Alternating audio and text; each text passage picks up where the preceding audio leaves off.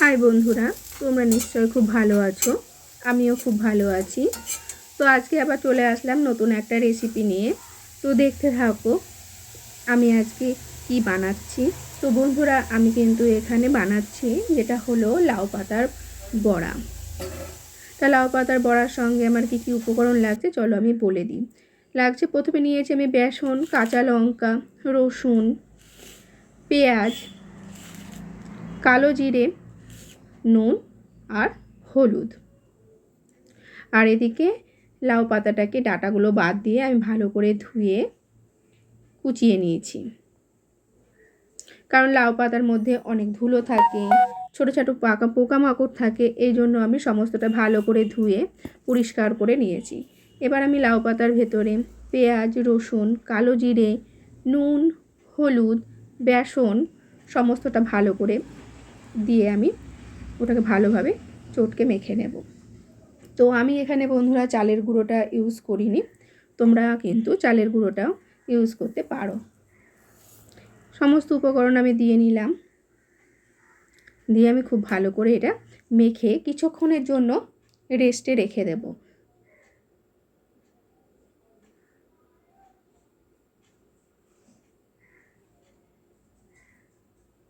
তো আমি অনেকক্ষণই রেস্টে রেখেছিলাম। এবার আমি কড়াই বসিয়ে নিয়েছি গ্যাসের মধ্যে। কড়াইটাও আমার গরম হয়ে গেছে। কড়াইটা গরম হয়ে গেছে বলে আমি সর্ষের তেল দিলাম, আর বড়াগুলো আমি সমস্তটাই কিন্তু সর্ষের তেলে ভাজবো।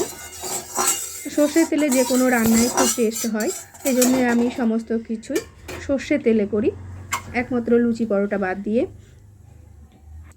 এবার আমি খুব ধীরে ধীরে ওগুলো একটা গোল গোল আকার করে তেলের মধ্যে ছেড়ে বড়ার আকার দিয়ে নিলাম। এবার বড়াগুলোকে সুন্দর করে আমি ভেজে নেব। যেহেতু আমি এটা ভাতের সঙ্গে খাবো, এই জন্য আমি চ্যাপ্টা চ্যাপ্টা আকার দিয়েছি। যারা কফি বা চায়ের সঙ্গে বিকেলবেলা খাবে তারা কিন্তু তোমরা গোল গোল করে পকোড়ার আকার দিতে পারো, ছোটো ছোটো করে পকোড়া টাইপেরও ভেজে নিতে পারো। এটা কিন্তু খুব ভালো লাগে চা বা কফির সঙ্গে।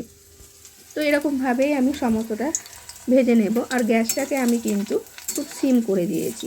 তার কারণ হলো বেশি আঁচ দিলে পরে এটা পুড়ে যাবে, আর পাতাটাও ভালোভাবে সেদ্ধ হবে না। যেহেতু আমি লাউ পাতার পকোড়া করছি, সেহেতু পাতাটা সেদ্ধ হতেও কিন্তু একটুখানি টাইম লাগবে।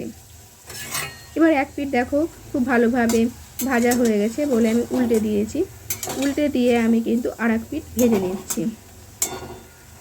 আর এটা কিন্তু খুব ধীরে ধীরেই করতে হবে, না হলে কিন্তু পুড়ে যাবে। আর বারবার বারবার কিন্তু নাড়িয়ে দিতে হবে।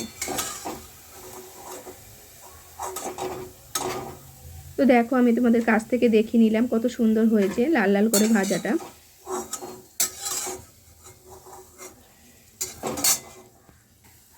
আর একটাও আমি তুলে নিলাম।